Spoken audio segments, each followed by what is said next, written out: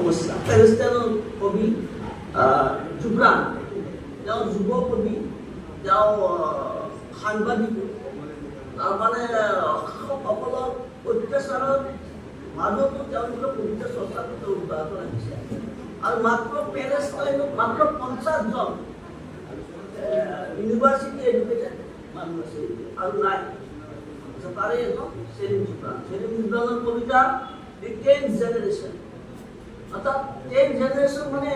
তম্বু মানে তম্বুবোৰ টানি টানি শৰণাৰ্থীসকলৰ তেওঁলোক থাকে দেউতাক ঢুকাই যায় ল'ৰা বুঢ়া হৈ যায় তেওঁলোকৰ জেনাৰেশ্যন প্ৰজন্ম তাতে 10th জেনাৰেশ্যনৰ মুখত আগবঢ়াইছোঁ তামি ঘৰৰ প্ৰজন্ম যিটো আমাৰ তম্বু তামি ঘৰ হৈ গ'ল তামি ঘৰৰ প্ৰজন্ম মই যিমানেই নাহাহোঁ কিয় মোৰ চকুলৈ ভালকৈ যদি চোৱা তাত তিক্ত নীৰৱতাহে দেখিবা ৰঙীন ফুলবোৰ কবৰত যে পৰি আছে তেনে বিষাদৰ ৰং দেখিবা আৰু দেখিবা নষ্ট যোৱা মোৰ জন্মভূমিৰ মৰমৰ গাঁওখনৰ ধ্বংসস্তূপৰ মাজত থিয় দি থকা অৱশিষ্ট চিনাৰ গছ 2-4 ডালৰ বিষাদখিনি কোনে লিখিব এতিয়া কেনে ইতিহাস হ'ব ই মানুহৰ ইতিহাসক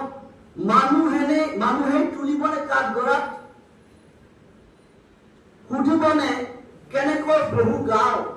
বহু মানুহ এখন দেশ বতাহত নোহোৱা হৈ যাব পাৰে তুমি জানা মই কোন কেনেকৈ লিখিবা মোৰ কথা গৃহভূমি থাকিও মই গৃহহীন যি তম্বুৰ তলৰ অচিনাকি এক প্ৰজন্ম আমি লিখিবলৈ কি আছে মোৰ কথা কম কি তোমাৰ চকুৰ মণিটোহে কলা মোৰ গোটেই চকুটোৱে কলা আজন্ম জন্মৰ পৰাই নহয় দেই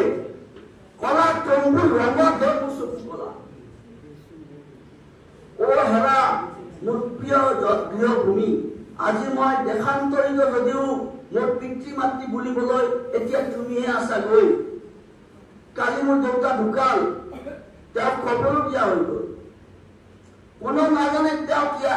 পৰিচয়হীন এই দামী ঘৰত তেওঁ মাত্ৰ এখন ফটোগ্ৰাফ অৱশ্যে পৰিচিত আছিল এদিন তেওঁ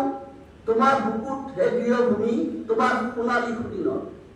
তোমালোক দখলদাৰী শান্তিৰ আলোচনা কৰিবা মোৰ সৈতে এটা গছৰ ডালৰ সৈতে যি শিপাহীন যি গৃহহীন হেৰাইছে তম্বুৰ এন্ধাৰত যাৰ প্ৰজন্ম এতিয়া এনে দামী ঘৰত থকা জনৰ সৈতে তুমি উদ্দেশ্য ঘৰৰ বাসিন্দাই শান্তি আলোচনা কৰিবা যেতিয়া খোৱা টেবুলত